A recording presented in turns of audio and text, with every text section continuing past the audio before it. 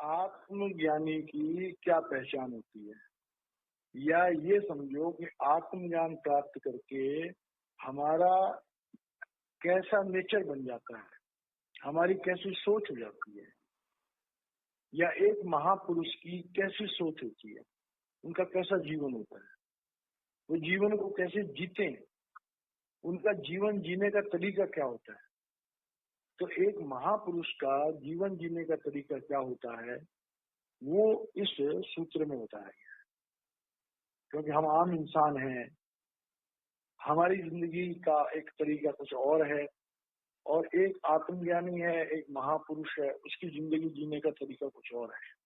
तो इसके माध्यम से हमें ये समझ में आ सकता है कि अगर हमने आत्मज्ञानी बनना है तो हमारे जीवन में कैसा वातावरण होना चाहिए, हमें जीवन के प्रति कैसे सोच होनी चाहिए, तो उसके बारे में बता रहे हैं।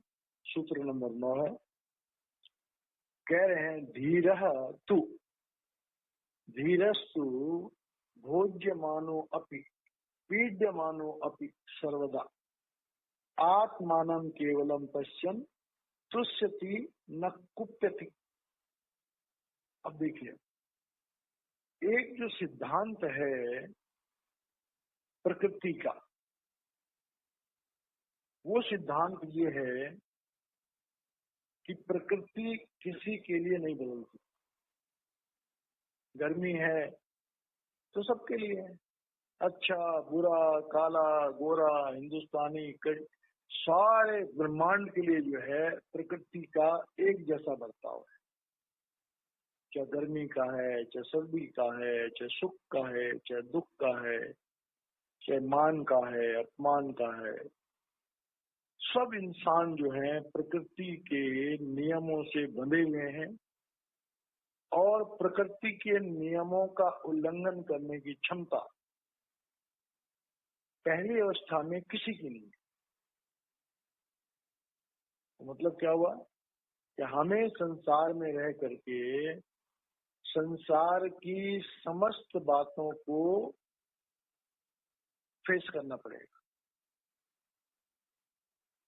अब एक साधारण इंसान जो है वो क्या करता है, अगर अच्छे हालात हैं, लाभ है, यश है, तो बड़ा प्रसन्न होता है, बड़ा खुश होता है, खूब चलता है। भगवान न करे कि दुख आ जाए, अपमान आ जाए, नुकसान हो जाए, तो रोना शुरू कर देता है। तो ये प्रकृति के विभिन्न रूपों में अपने स्वभाव को विभिन्न तरीके से प्रदर्शित करने का जो भाव होता है वो एक साधारण इंसान का होता है, और ये भाव जो है वो किसी महापुरुष का नहीं होता है। अब इस सूत्र के बताइए कह रहे हैं कि चाहे कोई महापुरुष है और चाहे कोई साधारण इंसान है। अब देखिए, साधारण इंसानों को दुख मिलता है, हम कहते हैं इसके प्रारब्ध है, या उस इंसान ने क्रियामान कर्मों में कोई गड़बड़ कर दी और उसको कष्ट मिल गया। तो ये बात तो हमारी समझ में आती है। लेकिन जब हम ये कहते हैं कि महापुरुष हैं कि जन्म मरण दो में नाही जन परोपकारी आए, जिया जान दे भक्ति लाए ना हर्षों लेन मिलाए, कि जो महापुरुष प्रभु के भेजे हुए इस दुनिया में आते हैं, भाई वो क्यों कष्ट सहेंगे, उनके लिए तो अलग नियम होना चाहिए। लेकिन अष्टावक्र जी कह रहे हैं कि प्रकृति ने किसी के लिए अलग नियम नहीं बना रखा। ये अलग बात है कि बरसात हो रही है, जिसके हाथ में छाता है वो बरसात से बच जाएगा, जिसने रेनकोट पहना हुआ है वो बरसात से बच जाएगा, जो किसी कार के अंदर बैठा हुआ है वो बरसात से बच जाएगा। लेकिन बरसात तो जरूर आएगी, गर्मी तो जरूर पड़ेगी। जिसको जो एसी है, गाड़ी में एसी लगा हुआ, गर्मी से बच गया।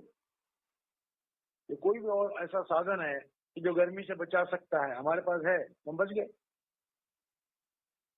तो कह रहे हैं कि इस संसार में जो प्रकृति का नियम है उस प्रकृति के नियमों के अंतर्गत भोग आते हैं। अब भोग क्या है? जैसे हम भोजन खाते हैं, बिना भोजन खाए हम जिंदा नहीं रह सकते, बिना ऑक्सीजन लिए हुए हम जिंदा नहीं रह सकते, बिना पानी पिए हुए हम जिंदा नहीं रह सकते। शारीरिक जरूरतें जो भी हैं उनके बिना हम जिंदा नहीं रह सकते। तो शारीरिक जरूरतें एक साधारण इंसान की भी वही है, और एक संत की भी वही है, और एक महापुरुष की भी वही है।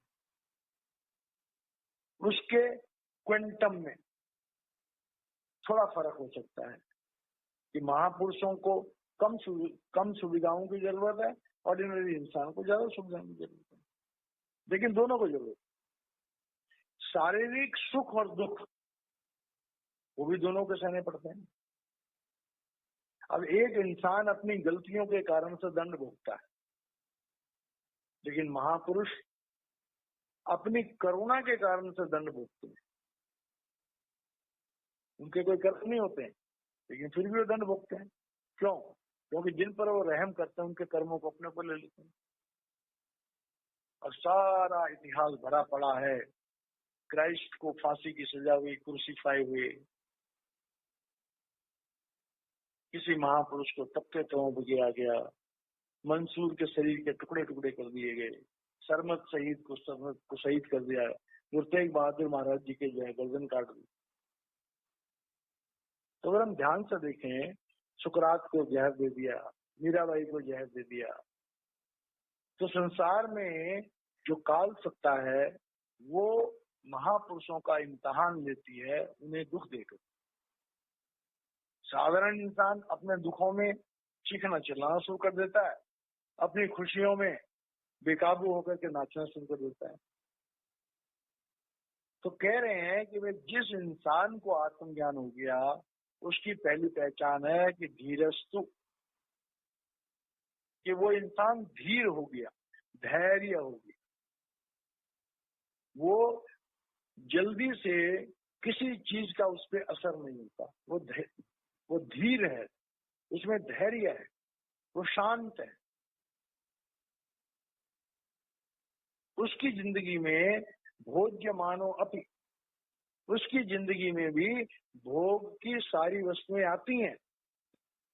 महापुरुष भी शादी करते हैं, अगर वो बच्चे पैदा करते हैं तो जरूरी बात है कि उनको भी काम वासनाओं में लिप्त होना पड़ता है। बच्चों का पालन करते हैं, नौकरी करते हैं, मकान बनाते हैं, गाड़ी खरीदते हैं, सब कुछ करते हैं। भोज्य मानो अपि पीड्य मानो, और जब वो दुनिया में जीते हैं, भोगों में लिप्त होते हैं, भोगों में उनको उतरना पड़ता है, तो उनके जो दुख हैं, उन भोगों के द्वारा जो दुख हैं वो भी उनको सहने पड़ते हैं। अगर महापुरुषों ने शादी करी तो बीवी के साथ तकरार उनका भी होता है, और खासकर जो ज्यादा संत महापुरुष होते हैं उनकी जो पत्नियां होती हैं, काल उनको थोड़ा सा टेढ़े मेढ़े मिजाज के बनाता है। महापुरुषों की पत्नियां बहुत कम होंगी जिन महापुरुषों की पत्नियां शांत मिजाज की रही, अक्सर वो थोड़ी सी गर्म मिजाज की रही, क्योंकि उन्हें दुनिया की वो मौज मस्ती नहीं मिलती है जो साधारण इंसान से मिलती है। तो कह रहे हैं कि धीरस्तु भोज्यमानो अपि पीड्यमानो अपि सर्वदा, पूरी जिंदगी भर। आज हमारे मौजूदा सरकार संत राजेंद्र सिंह जी महाराज, उनकी भी शादीशुदा है, पत्नी उनकी है, पत्नी उनके साथ रहती है, बाल बच्चे भी हैं, रिश्तेदार भी हैं। जो लोग आश्रम में महाराज जी के नजदीक रहते हैं तो देखते हैं कि रिश्तेदारी के जो भी लफड़े होते हैं वो महाराज जी के सामने भी आते हैं। कोई रोना पिटना कर रहा है, कोई कुछ कर रहा है, कोई बोल रहा है ये इसने ये कर दिया, उसने वो कर दिया, सारे लफड़े महाराज जी को भी सुलटाने पड़ते हैं। ठीक है, महाराज जी की पत्नी है, उनकी तरफ से भी कई ऐसी बातें होती होंगी कि जो उसमें कुछ ना कुछ भेद होता होगा।